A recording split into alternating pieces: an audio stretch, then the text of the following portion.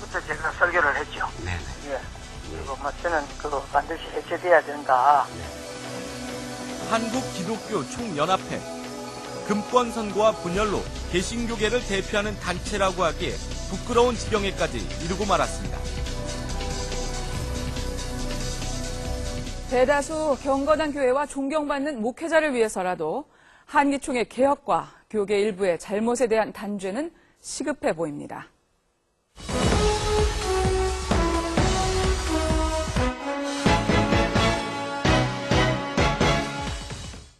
사교육의 메카 서울 대치동이 중병을 앓고 있습니다. 입학 사정관제에 대비한다며 강사도 없이 학생들에게 벌금 경쟁을 시키는 변종 학원이 등장하는가 하면 이른바 명문 학원 입시를 위한 준비 학원까지 성업 중입니다.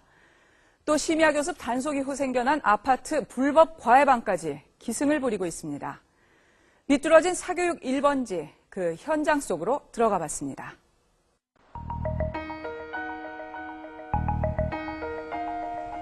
저녁 7시 어둠이 깔린 대치동. 수많은 학원들이 학생들을 맞이합니다. 그런데 사교육 1번지인 대치동에서 요즘 이상한 일들이 벌어지고 있습니다. 취재진이 만난 한 40대 학부모. 중학생 자녀가 다녔던 황당한 수학학원 이야기를 꺼냈습니다. 10몇만 원씩 그렇게 매번 내면서 얼마나 스트레스를 받겠어요. 작은 돈이 아니니까. 야비한 방법을 쓰는 아이들도 있고 너무 이거는 교육적이지도 않고 인간적이지도 않고 내가 저 팀을 죽여야만 내가 살아남기 때문에 모든 수단과 방법을 안 가리고 정말 한 팀을 타겟을 해서 죽이는 거예요. 말 그대로. 그러니까 이거는 동물의 왕국이죠.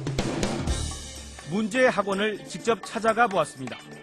상가 건물 3층에 있는 학원은 여느 학원과 별반 다를 게 없어 보였습니다. 출입구에는 명문대에 진학한 학생들의 이름이 가득 장식돼 있고 학생들이 수시로 학원 밖을 드나듭니다. 기자가 학원 안으로 들어갔습니다. 원장이 직접 상담에 나섭니다. 들어오는 아이들 중에 80%가 수학을 못하거나 포기하는 아이들입니다. 실제로. 중학생 중에서 서울영재학교가 둘, 한국과학영재학교 하나 갖고, 용인외고 자연계 하나, 서울대 3명, 연대 둘, 고대 하나. 그런데 상담 도중 교실 안을 아무리 들여다봐도 강사는 보이지 않습니다. 가르치는 사람이 없이 초등학생부터 중고생까지 한 반에 섞여 자율학습을 하고 있었습니다. 보통 교실에 잘 안 들어갑니다, 저는. 아이들끼리만 수업이 진행이 돼요. 그러니까 개념 설명도 안 해주고 문제풀이는 하나도 안 해줍니다. 저한테 수학 질문은 못하게 돼 있어요. 그럼 학년별 레벨은 없습니다. 무학년제예요. 오늘만 하더라도 화요일 날은 제일 낮은 학년이 중2, 제일 높은 학년이 재수생까지 있어요. 중2부터 재수생까지요? 네, 섞여서 합니다. 근데 이게 좀 쉽게 이해가 안 되는데. 이해 안 되실 겁니다. 왜냐하면 8년 전에 제가 처음 만들었고요. 세계적으로 유일하니까요.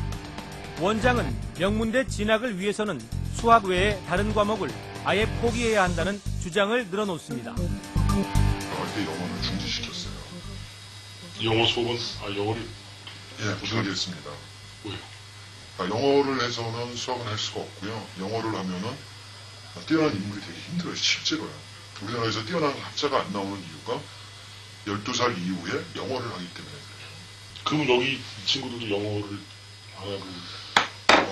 제가 하지 말라고 이제 권유를 드리는데요. 그거를 이제 믿고서 따라서 중지한 부모님들은 다 성공해요.